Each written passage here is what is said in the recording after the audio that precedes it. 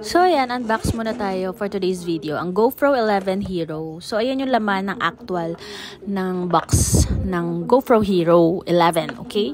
So ayan, may mount, ayan, may screw, meron siyang cable pan-charge, of course. Kailangan nyo yun. And the GoPro itself. Syempre, hindi mawawala yun. And then, syempre, importante ang charger. So, syempre, may cable dyan. Hindi naman mahirap hanapan ng adapter yan. And then, yung GoPro itself. So, yan, makinis siya. Tinanggal ko na yung mga sticker niyan. Madami pa yung sticker na nakalagay dyan. Kasi na-open ko na din siya.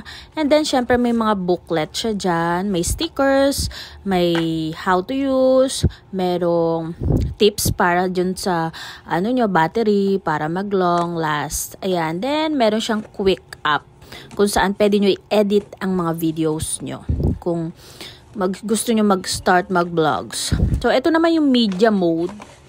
So, ito, may mic siya. So, ayan, nakaka-help talaga yan sa voice nyo para lumakas din. Ayan, may user guide, yung media mode. Yung media mode, meron siyang directional mic, 3.5 mic port, HDMI out port, and USB-C port. So, meron din siyang pang-reduce ng noise or yung mic foam.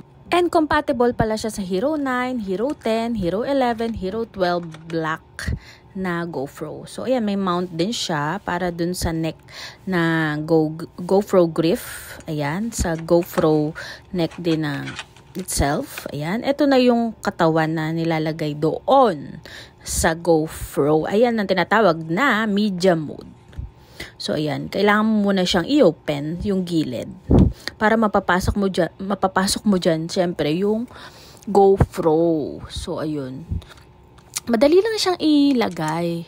Tapos, ayan, meron siyang lagay ng mga mic. Diyan mo din siya i-charge. Kung gusto mo pang lagyan ng ibang mic at hindi ka pa nasisiyahan sa lakas ng voice ng mic ng media mode, pwede. Ayan naman ang GoPro grip. 3-way siya, 2.0. So, pwede na siyang arm, pwede na siyang tripod, pwede na din siyang grip. O, diba? All 3-in-1 siya. And napakaganda nito, siya, yung pangmalakasan, pamburugan. As in, sa personal. Hindi naman siya sobrang bigat, pero as in, napakatibay niya. Ayun, so ito, ilalagay ko na nga siya sa media mode. So, papakita ko lang sa inyo. Siyempre, kailangan nyo muna tanggalin yung takip ng gilid ng GoPro. So, ayan, mali yung ginagawa ko na yan. Kailangan mo muna tanggalin yung takip. So, ayan, push down and pull up. Ayan naman, i-wiggle mo lang konti, matatanggal na yung takip na yan. O, ayan, makikita nyo, madali lang yan sa personal tanggalin. So, ayan na, ilalagay na natin ang GoPro 11 sa media mode. Madali lang siyang ilagay, dire-diretso lang, and then mapapasok na siya dyan. And then, mailalak mo na siya kasi natanggal mo na yung gilid. And then, ayun, push down and pull up lang.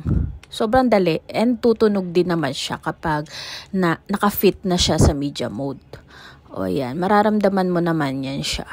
So, ayan, dyan naman ilalagay yung screw, yung mount, para maitayo dun sa GoPro grip.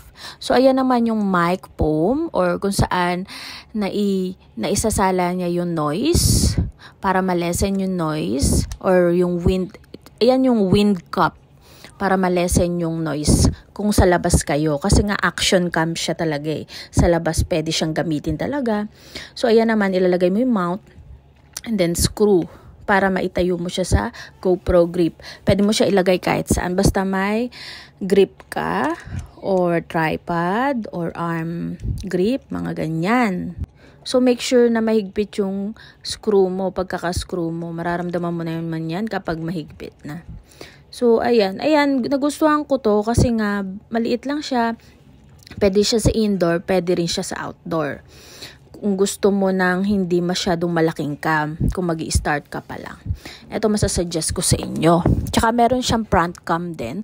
And meron din nabibiling front cam aside from this cam sa harapan ng GoPro. So, ayan na nga yung GoPro grip 2.0. 3-way yan.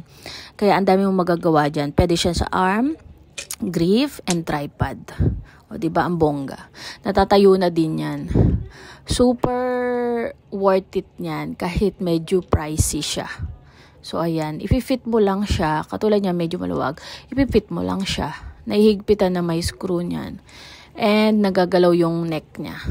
Yan. So, ayan. Higpitan mo lang siya para hindi naman syempre umuga-uga yung GoPro. Ayan. Pwede rin nakahiga, nakatayo. Depende sa paano mo paggamit ng GoPro grip. Ayan. So, pwede yan indoor, outdoor. Kung mag-i-start ka mag-vlog, pwede yan. So, yan, a little bit price. Hindi naman siya sobrang mahal, pero mapag-iipunan mo siya. Yung GoPro grip mo na yan, ang daming nagagawa niyan. At the same time, heavy duty na siya. So, ayan. Mabibili mo dyan siya sa mga internet, Shopee or Lazada, check mo. Or i-TikTok shop, meron din siya. Itong GoPro Grip 2.0 3-way, pwede mo siya din i-fold, magiging grip na siya. O diba, ang bongga? 3-in-1 siya, ang dami siyang magagawa. And naiikot yung neck niyan. O diba? Ang bongga. Gustong-gusto ko to kasi maliit lang. Pwede mo ilagay lang to sa bag mo. Very handy. Tsaka pwede siya indoor and outdoor. O diba? Ang bongga. Basta kailangan may media mode ka din. May GoPro grip. Kompleto na. Yan yung magkakasama. Check mo lang yan sa TikTok shop or Shopee or Lazada. Meron yan for sure.